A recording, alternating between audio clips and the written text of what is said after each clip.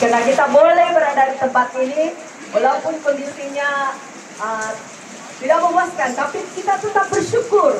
Karena Tuhan yang merencanakan sesuatu yang indah di dalam kehidupan kita. Amin. Jadi saya kena percaya, kita yang datang pada malam ini, kita akan menerima berkat-berkat yang Tuhan sudah sediakan kepada kita. Amin. Haleluya. Ini pertama kali kami datang ke tempat ini dan saya sangat bersyukur boleh sampai ke tempat ini dan boleh Matius 1 ayat 18 hingga 25. Ayat ini mendorong saya untuk mengambil tema mengatakan nyatakanlah Tuhan. Sebagaimana berapa banyak kita di sini mengatakan Tuhan, biar Engkau nyatakan sesuatu yang berasal dari Engkau Tuhan. Berapa di sini saudara dan saudari semua? Bukan senang, bukan mudah untuk menerima apa yang berasal dari Tuhan. Tapi satu hal yang saya pesankan kepada kita semua, termasuk diri saya sendiri, bahwa Tuhan berpesan, apapun kondisi yang kita hadapi, Tuhan menyertai kita. Amin. Haleluya. Matius 1 ayat 18 hingga 25 sudah nampak, katakan amin. Haleluya. Mari kita baca sama-sama. Saya bawa kita baca sama-sama dan saya baca. Kelahiran Yesus Kristus adalah seperti berikut. Pada waktu Maria ibunya bertunangan dengan Yusuf, ternyata ia mengandung dari Roh Kudus. Sebelum mereka hidup sebagai suami istri, karena Yusuf suaminya seorang yang tulus hati dan tidak mau mencemarkan nama istrinya di muka umum.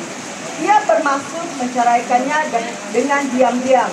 Tetapi ketika ia mempertimbangkan maksud itu, malaikat Tuhan nampak kepadanya dalam mimpi dan berkata, Yusuf, anak Daud, janganlah engkau takut mengambil Maria sebagai istrimu, sebab anak yang di dalam kandungannya adalah dari Roh Kudus. Ayat 21, ia akan melahirkan anak laki-laki dan engkau akan menamakan dia Yesus, karena dialah yang akan menyelamatkan umatnya dari dosa mereka. 22, hal itu terjadi supaya genaplah yang difirmankan Tuhan oleh Nabi. Sesungguhnya anak darah itu akan mengandung dan melahirkan seorang anak laki-laki, dan mereka akan menamakan dia Immanuel, yang berarti Allah menyertai kita. 24, sesudah bangun dari tidurnya, Yusuf berbuat seperti yang diperintahkan malaikat Tuhan itu kepadanya. Ia mengambil Maria sebagai istrinya, tetapi tidak bersetubuh dengan dia sampai ia melahirkan anaknya laki-laki, dan Yusuf menamakan dia Yesus. Mari kita berdoa bersama. Bapa, biar Roh Kudus yang berbicara melalui hamba-Mu. Biar Tuhan firman yang akan sharing Tuhan Yesus dapat membuka hati dan pikiran kami, agar kami mengikuti apa kata-Mu ya Tuhan di dalam kehidupan kami. Terima kasih Tuhan. Saya serahkan firman ke dalam tangan-Mu, dan biar Engkau bekerja di dalam setiap pribadi kami. Terima kasih Tuhan, dalam nama Yesus, hamba-Mu berbicara pakai hamba-Mu, dan biar hamba-Mu menjadi saluran berkat dari Engkau Tuhan. Dalam nama Yesus kami sudah berdoa. Amin. Amin. Seperti tema yang saya sampaikan tadi ialah nyatakanlah Tuhan. Saya mengambil contoh dalam firman ini, yaitu Yusuf. Saya sangat kagum, ya, beberapa karakter yang kita baca tadi, yaitu Maria, Yesus, dan Yusuf, betul? Tetapi saya tertarik mengongsikan bagaimana pribadi yang bernama Yusuf. Kalau kita berada di tempat seperti Yusuf, adakah kita sanggup? Adakah kita sanggup? Ya, kalau Tuhan melihat Anda pasti akan dimampukan. Karena bukan kamu, tetapi Yesus yang melakukannya di dalam kehidupan kamu. Jadi, jangan lari dari Tuhan. Hadapi, lakukan apa yang Tuhan mau kita lakukan sebagai alat kerajaannya Karena seperti Yusuf, kalau dia lari, bila-bila Tuhan cari yang lain yang betul-betul yang dia mau lakukan untuk menyampaikan misi dia ke dalam dunia ini. Jadi saudara, boleh tangkap di sini? Kalau kita seperti Yusuf, mari kita lakukan. Mari kita melihat sosok pribadi seperti Yusuf. Kenapa saya katakan seperti ini? Karena Yusuf mempunyai sikap seperti satu, ada 3 yang saya kongsikan pada malam ini. Sebenarnya banyak lagi, tapi saya ambil 3 yang boleh membuatkan kita membuka pikiran kita. Kenapa Yusuf rela menjadi bapaknya Yesus? Ya, satu, hati yang tulus. Kata firman Tuhan dalam ayat 19 mengatakan, mari kita tengok dalam 19, karena Yusuf suaminya seorang yang tulus hati. Tuhan melihat hati Yusuf. Betul?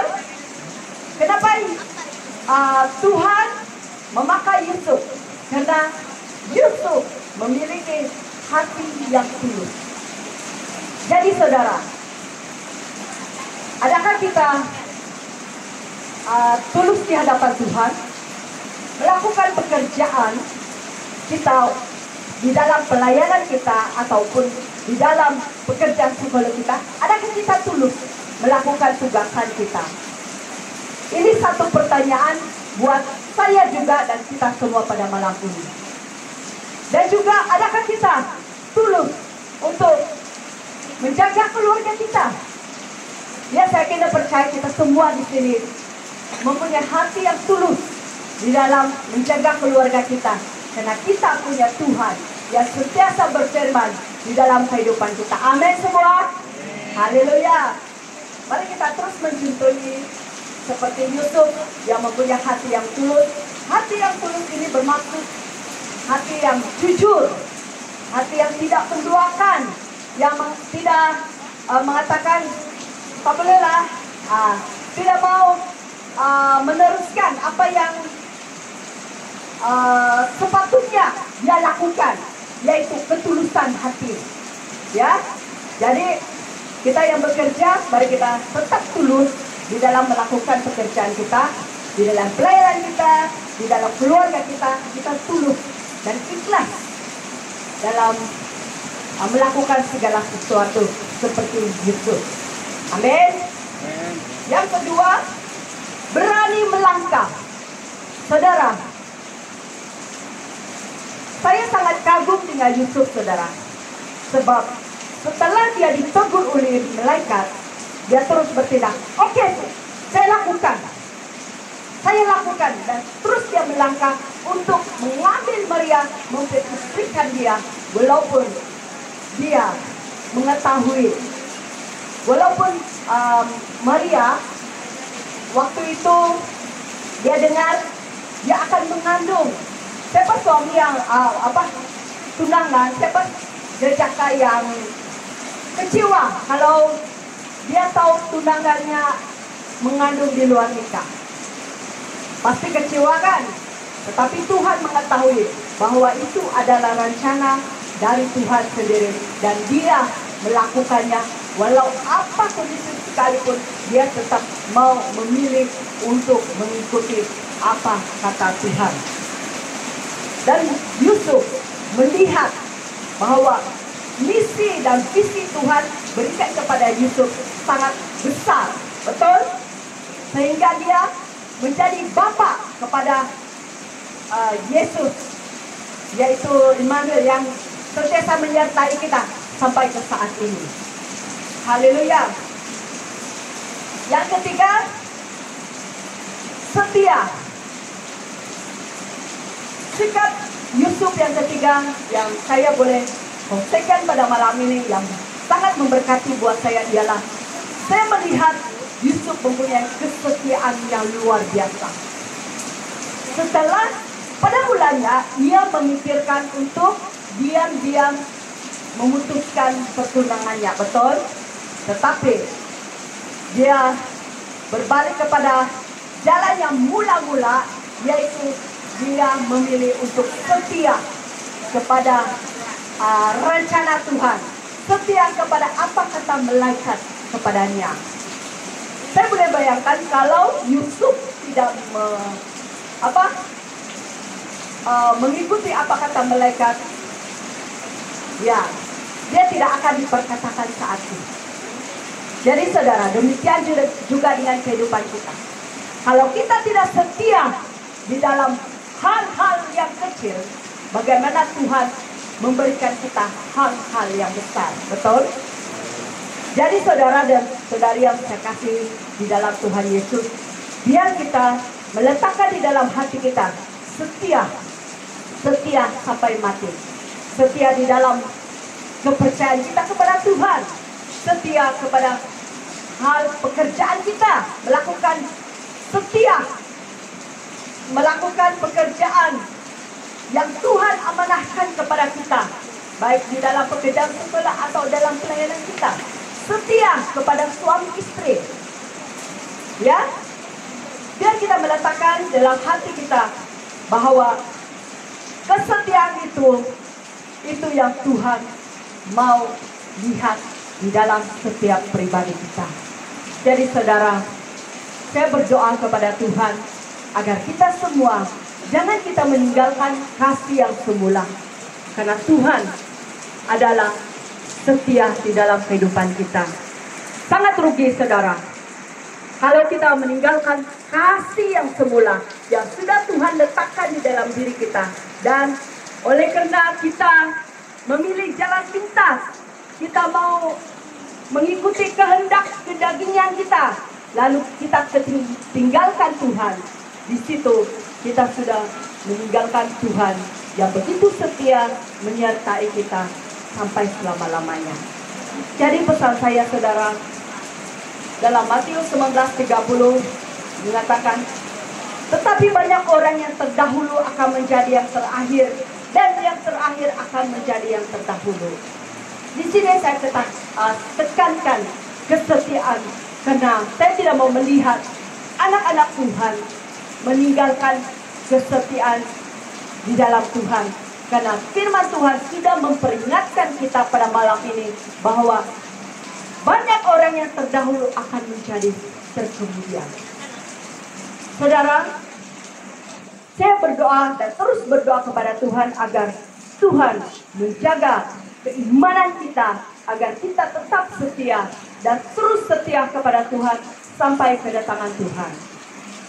Memang saya dulu dari kecil lagi sudah mendengar perkataan kedatangan Tuhan, ya.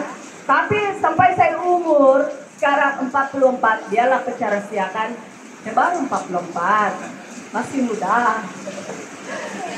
Tapi sampai sekarang Tuhan belum sampai, ya kan? Tapi yang sangat dekat dengan kita ialah kematian. Itu adalah kedatangan yang terdekat di dalam kehidupan kita. Jadi biar kita pada malam ini mengatakan, Tuhan, saya mau tetap setia kepada Engkau sehingga akhir hayat hidup saya. Memang saudara, saya tidak nafikan kita pasti akan mengalami namanya pergumulan, masalah demi masalah. Tetapi puji Tuhan, kita diperingatkan pada malam ini akan kelahiran Tuhan Yesus yang mengatakan Immanuel, yang menyertai kita sampai selama-lamanya.